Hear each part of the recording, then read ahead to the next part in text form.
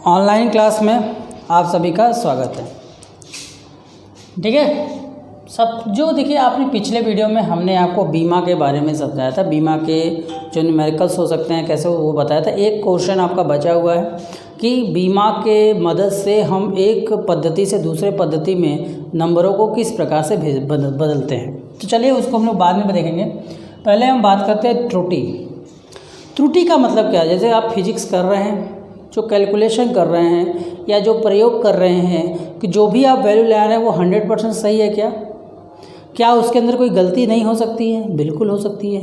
क्या गलती हो सकती है?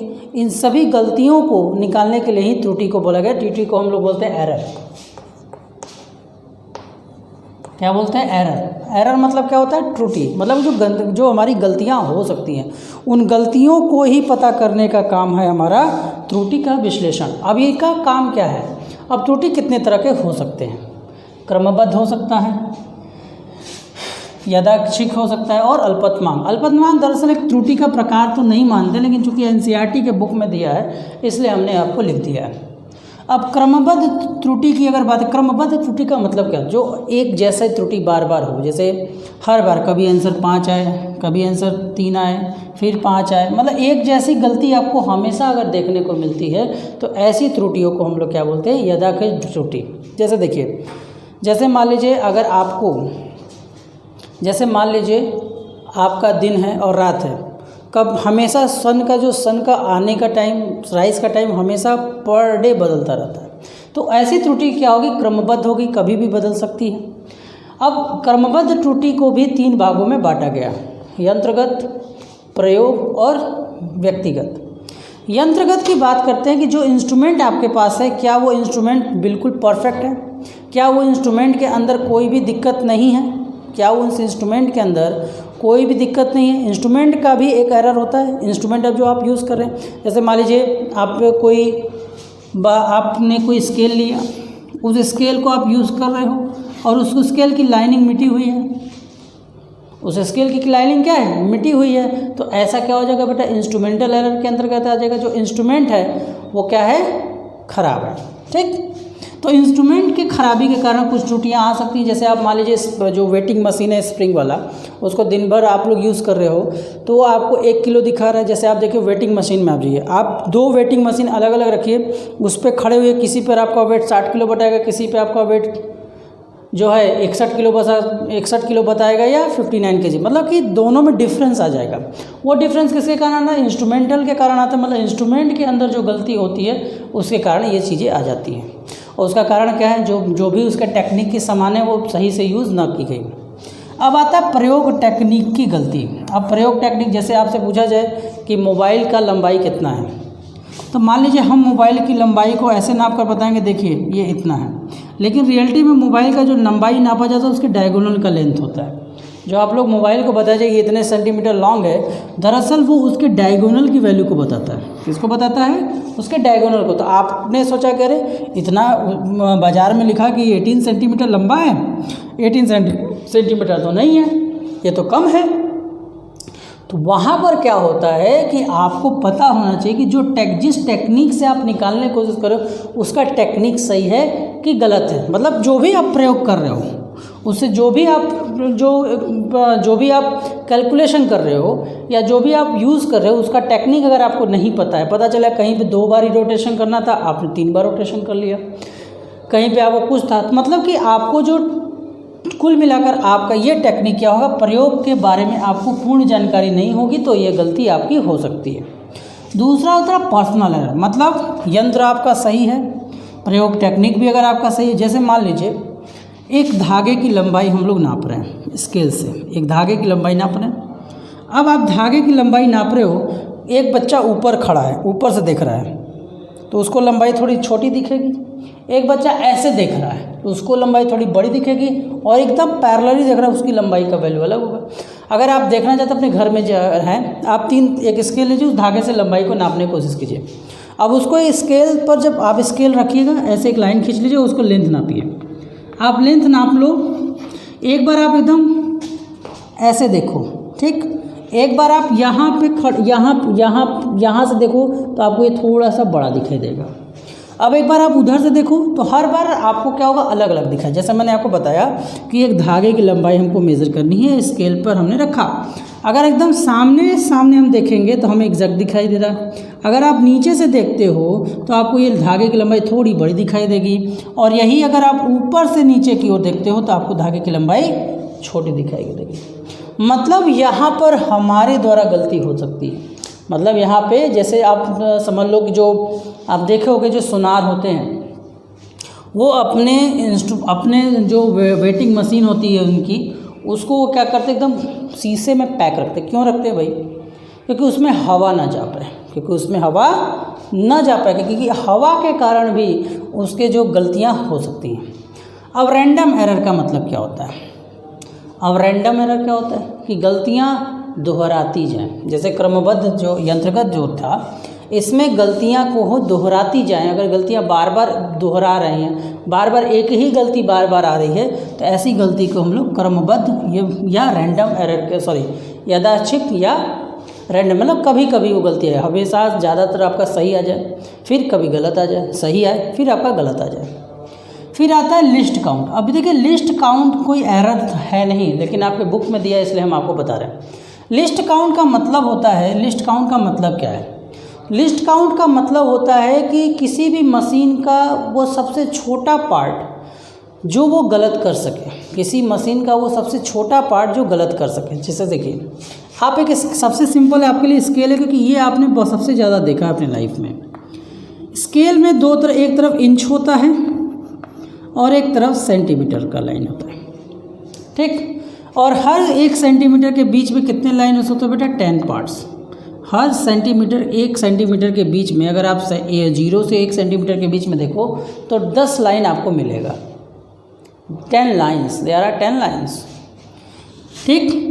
तो मतलब है कि ये जो मशीन है, ये जो स्केल है, वो क्या कर सकता है? ये जो स्केल है वो 1 सेंटीमीटर को 10 पार्ट में कन्वर्ट कर सकता है। 10 पार्ट में कन्वर्ट करने का मतलब एक पार्ट की अगर हम वैल्यू की बात करें तो जो उसका एक पार्ट या एक भाग होगा वो 1 सेंटीमीटर का 10वां हिस्सा होगा। अगर 1 सेंटीमीटर को 10 भाग करें तो एक भाग की बात करें तो एक भाग की वैल्यू कितनी होगी? 1/10वां भाग होगा, मतलब 0.1। मतलब ये स्केल का लिस्ट काउंट होगा।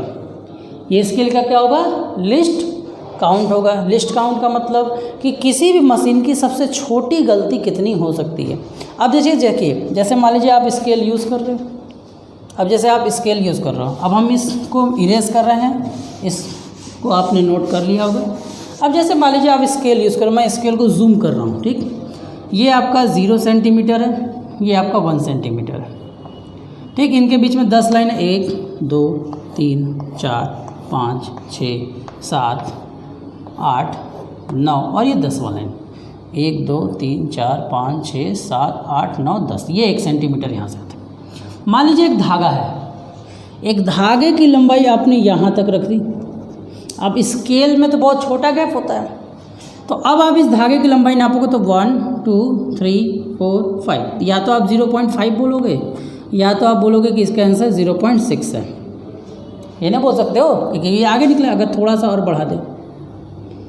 ध्यान समझिएगा, स्केल को अगर हम जूम कर रहे हैं और स्केल का 1 सेंटीमीटर पार्ट को हमने एकदम बड़ा कर दिया है और उसके अंदर एक धागे की लंबाई को हम नाप रहे हैं, तो अब ये बीच में है ना, तो ये क्या है 0.1 है, ये आपका 0.52 है, ये आपका 0.3 है, ये आपका 0.4 है, ये आपका 0.5 है, इसी तरह बढ़ते हुए 1 तक जाया है। तो अब ये ना तो 0.5 के पास है और ना ही ये 0.6 के पास है, दोनों में किसी के पास नहीं है, इससे पहले और इसके बाद है। तो क्या आप इस स्केल की मदद से इसका एग्जैक्ट वैल्यू निकाल पाओगे? क्या आप स्केल की मदद से इसका एग्जैक्ट पॉइंट निकाल पाओगे? नहीं निकाल पाओगे। तो इसका मतलब होगा कि जो स्केल है मैक्सिमम गलती, अगर सब कुछ सही है तो मैक्सिमम इतने की गलती वह कर सकता है।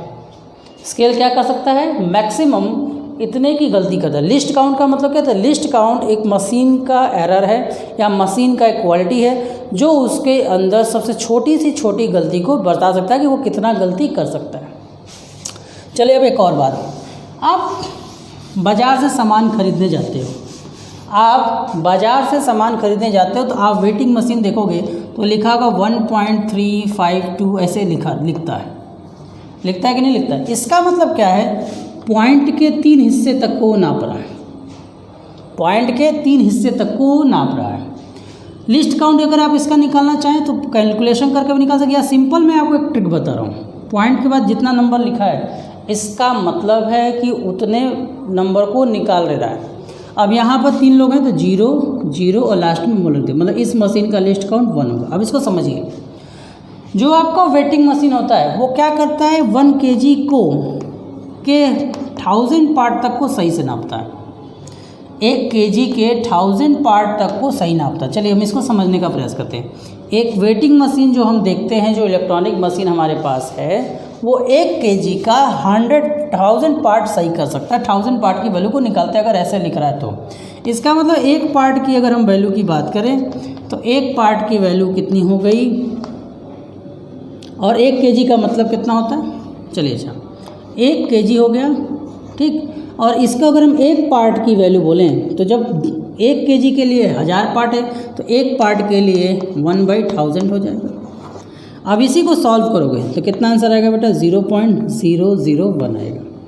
कैसे आएगा, डिवाइड करना आप लोग जानते हो, चलो देखो मैं कर भी देता हूँ अगर आपको नहीं आता है तो। वैसे उम्मीद है कि आना तो चाहिए, आप 11th में पढ़ रहे होगा फिर भी साइंस लेकर। तो पॉइंट लोगे तो 0 बनेगा, यहाँ 0 लगे नहीं कटा, फिर 0 नहीं बना, ठीक है। पॉइंट लगाते 1 0 तो आपने बढ़ा लिया, 1 0 इसके कारण 1 0 और, तो ये 1 बार में चला गया। तो लिस्ट काउंट का हम आपको सबसे अच्छा जो टेक्निक बता रहे हैं कि लिस्ट काउंट, अगर आपको सबसे सिंपल टेक्निक अगर हम बताएं तो लिस्ट काउंट का मतलब होता है बेटा कि किसी मशीन का सबसे छोटा नंबर जिसकी वो गलती कर सकता है। और इस पूरे चैप्टर में सबसे ज़्यादा इम्पॉर्टेंट पार्ट है आपका ये, क्योंकि इसको जानना बहुत ज़रूरी है, क्योंकि इसी के रिस्पेक्ट में आप जो है न्यूमेरिकल्स को करोगे। क्लियर अबाउट डेट, समझ में आया। चलो अब देखो, लिस्ट काउंट तो मशीन में दिया होता है कि मशीन की सबसे छोटी इकाई होती है, इससे कम कंप्लीट बनाए, हर मशीन का अपना लिस्ट काउंट होगा, तो उसी तरह हम निकालेंगे, ठीक है।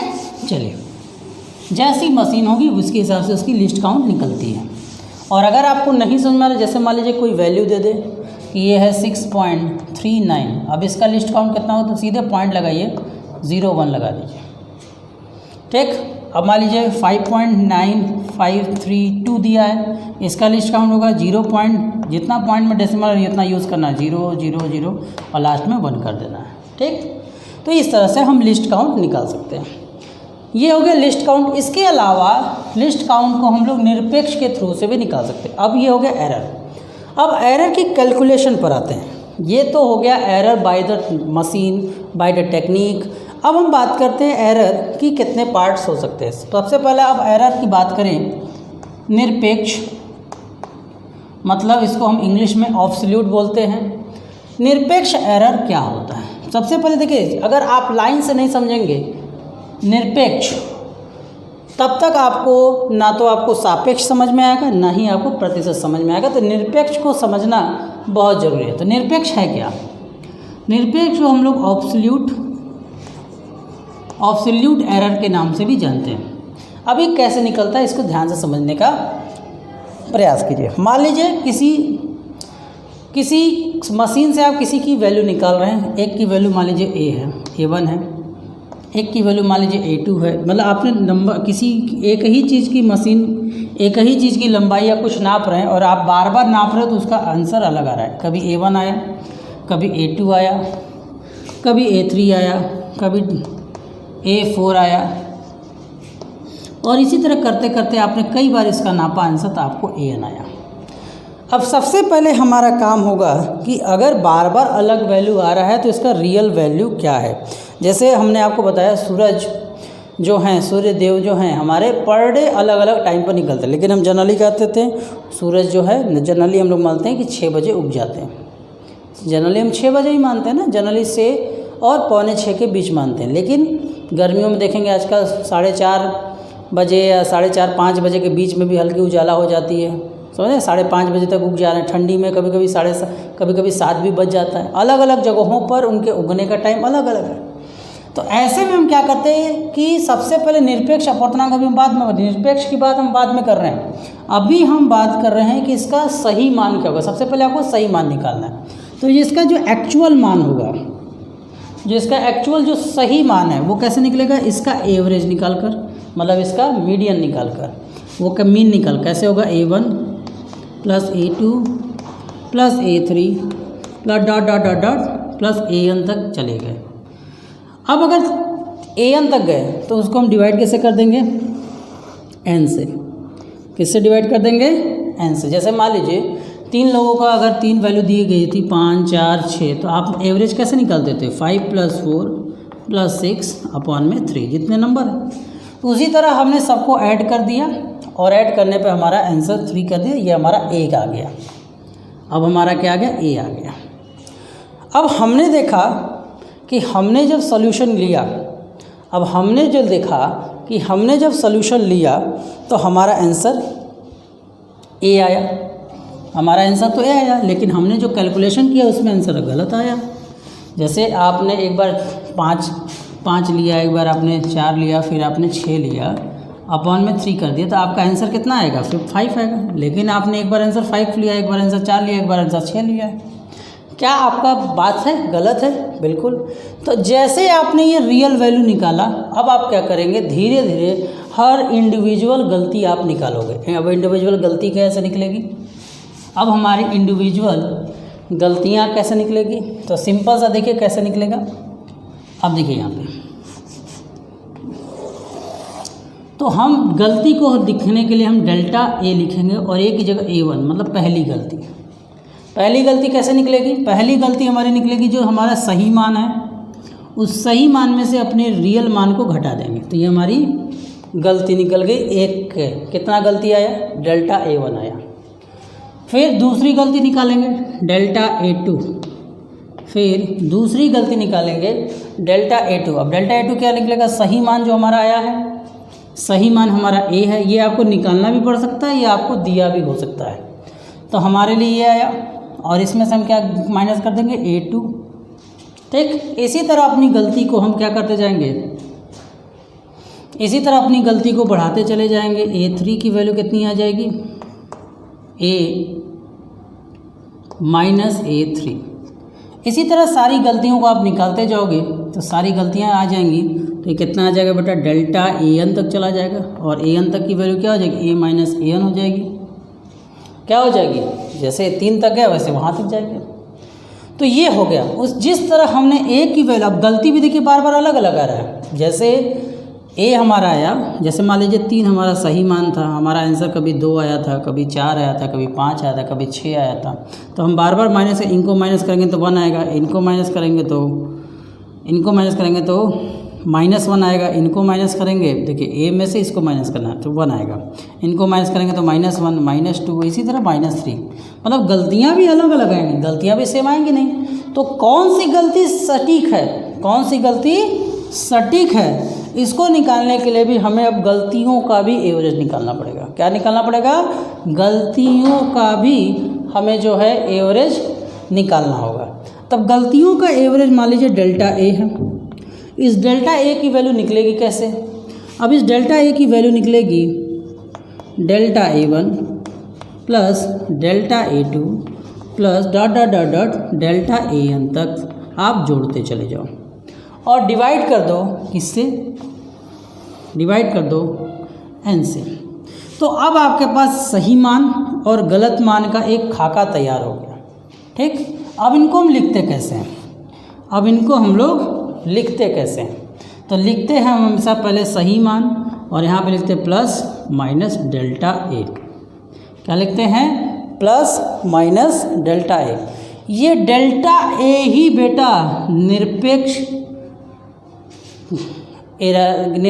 त्रुटि है, ये डेल्टा A ही बेटा निरपेक्ष त्रुटि है। ध्यान से समझिएगा, इतना जो घुमाया और फिराया और आपको हम लेकर आए डेल्टा A के पास, तो ये आपका जो डेल्टा A है वो क्या है, आपका यही आपकी गलती है, यही आपकी क्या है, गलती है। और इसी को हम लोग बोलते हैं ऑब्सोल्यूट एरर, मतलब निरपेक्ष त्रुटि।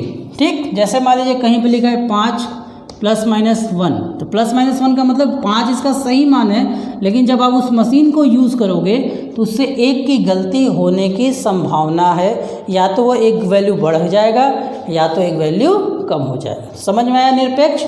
तो ये बहुत ज़रूरी है कि निरपेक्ष निकलता कैसे है। अगर आपके पास सही मान है तो बहुत अच्छी बात है, अगर नहीं है तो आप कैसे निकालोगे फिर से समझ लीजिए। सबसे पहले आप सही मान निकालोगे। सही मान निकालने के लिए आपको सबको जितने भी वैल्यू दिए गए उनको जोड़कर उसके नंबर से डिवाइड कर दोगे तो एवरेज आ जाएगा। फिर एवरेज वैल्यू से सबको इंडिविजुअली माइनस करोगे तो फिर आपको इंडिविजुअल गलतियाँ मिलेंगी। अब इंडिविजुअल जो गलतियाँ मिली हैं इनको आप क्या करोगे, सॉल्व करोगे, और सॉल्व करते ही आपको क्या मिल जाएगा, एक निरपेक्ष अपूर्णांक मिल जाएगा। समझ में आया निरपेक्ष अपूर्णांक? चलिए इसे आप नोट कर लेते हैं। वीडियो को पीछे बैक कर लीजिएगा, पॉज करके नोट कर लीजिएगा। अब निरपेक्ष के बाद आता है, निरपेक्ष पहला प्रोसेस हो गया।